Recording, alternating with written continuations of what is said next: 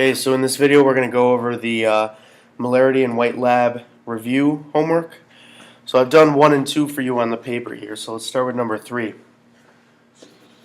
So I have to calculate the molarity of a 1.5 liter solution containing 8.21 moles of zinc sulfide.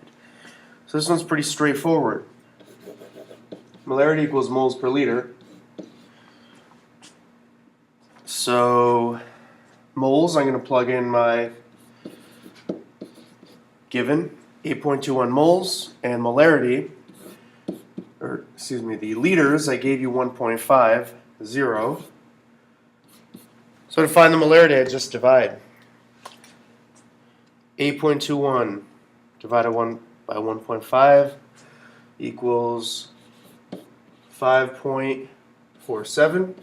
Now you can write this one of two ways. You could say moles per liter, or you could say 5.47 m, which is read 5.47 molar. So either one of these will get you the answer. Number 4. How would you make a 120 milliliter stock solution of 2.50 molar silver nitrate? After your calculations, answer the format of dissolve blank grams of silver nitrate into blank milliliters of water. Okay, so we're going to work off that same general formula. So molarity is moles per liter. So I know what the molarity is I'm trying to go for, 2.50. I know my liters, it's going to be 0.120. What I need to find is how many moles of silver nitrate I'm going to use, and then I'm going to convert that to grams. So let me solve for moles here. Okay, so it is a 2.50 molar, so I'm plugging that in for my capital M. That's going to equal moles over 120 milliliters is 0.120 liters. Okay, and that's because 1 liter equals 1,000 milliliters. So you would just do 120 divided by 1,000 gives me this. Work it out, we get 2.50 times 0.120.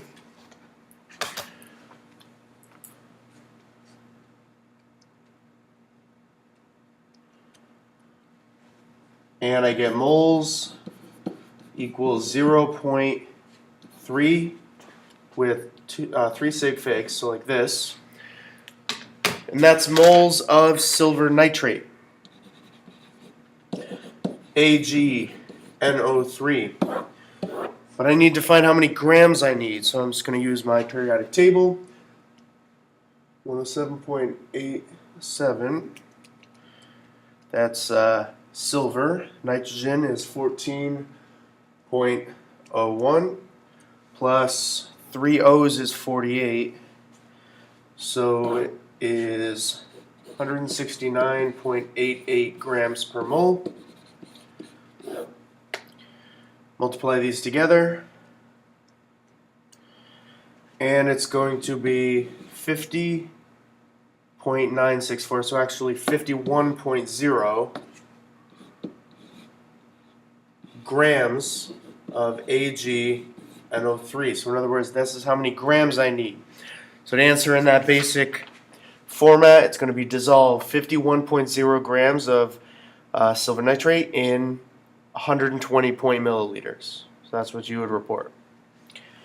Okay, number 5. Molarity calculation. This one's a little bit more difficult. So molarity of a solution made by dissolving 2.52 grams of ammonium chloride in 175 milliliters of water. So my molarity formula is molarity equals moles per liter. But this time I'm not given moles, I'm given grams, so I need to do a quick conversion. 2.52 grams of ammonium chloride is going to be NH4Cl. Okay, so N is 14.01. H4 is going to be 1.008 times 4, and chlorine is 35.456. 453. So this is 1 mole over 53.495 grams. Make sure my units cancel. And this works out to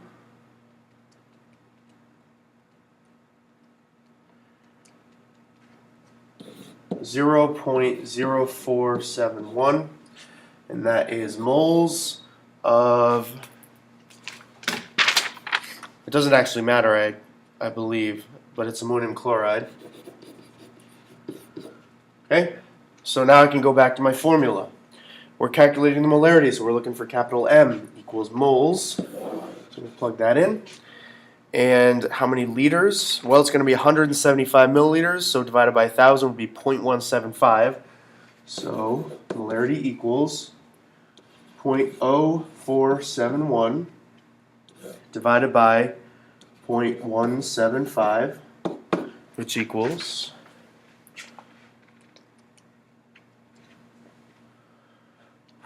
0.269. And you can either write capital M for molar, or you can write this in moles per liter. But that's your answer. Okay, number 6. So this is a white lab sample problem. So 73 milliliters of 0.400 molar CaCl2 with 42.0 milliliters of 0.750 molar Na2CO3. So mica table. Alright, well the first thing we need to do is find out which of these is my limiting and which is my excess. So before that, I need to say how many moles I put into each one. Because I don't care how many milliliters I did, it depends on the concentration. So, how many moles of calcium chloride went into this? We're going to use our molarity equals moles per liter. Molarity is given to me, so 0.400 equals moles per, and I'm given 73.0 milliliters. This becomes 0.0730 milliliters. By the way, if you're not quick enough to do this in your head, work it out slowly with the conversion factor. So you would do 73.0 milliliters times 1 liter over 1,000 milliliters. Check what cancels. Milliliters cancel. Does this equal 1? Yes, there are 1,000 milliliters in a liter, and this will get you your answer. Okay, so for this now, we're going to do this times that. So 0.073 times 0.400 gives me 0.0292 moles, and that's moles of CaCl2. Next, I need to find how many moles of sodium carbonate I used. So it's 42 milliliters of 0.750 molar. So 0.750 molar equals moles over 42 milliliters becomes 0.0420 liters. By the way, that should say liters right there. So working this out, this times that, 0.0420 times 0.750 gives me 0.0315 moles of Na2CO3. So let's write our formula, which you should probably have memorized by this point. CaCl2 plus Na2CO3 creates NaCl plus CaCO3 with a 2 there. So, mica table, 1, 1, 2, 1. Initial. So this is what we just calculated. We found 0.0292 moles of this, and we found 0.0315 moles of this. And of course we have none of this initially. So looking at this now, since it's a 1-to-1 ratio, it's very easy to see which is my limiting reactant. Whichever one is less, because they're going to be used up at the same rate. So therefore this is going to be my limiting reactant. And even though it's not required, I'm going to write LR and ER because it'll be a lot more convenient for me later. That is, ER is excess. Okay, so let's see what my change is going to be. Well, the first thing I'm going to do is completely deplete my limiting reactant. So minus 0.0292. Therefore, I have 0 left over. Since it's 1 to 1, for every mole of this, I'm going to consume a mole of this, so it's the same number, minus 0.0292. Do the subtraction here. Let's see, 15 plus, that's going to be 8, so 23, so 0.0023. Yep. So let's see what we form. So let me do the easy one first. Again, 1 to 1 mole ratio. So for every mole I consume, I'm going to get 1 mole over here. Okay, 1 to 1 mole ratio. And that gives me 0.0292. And then this one, we just need to do a quick mole ratio calculation. So it's a 1 to 2 ratio.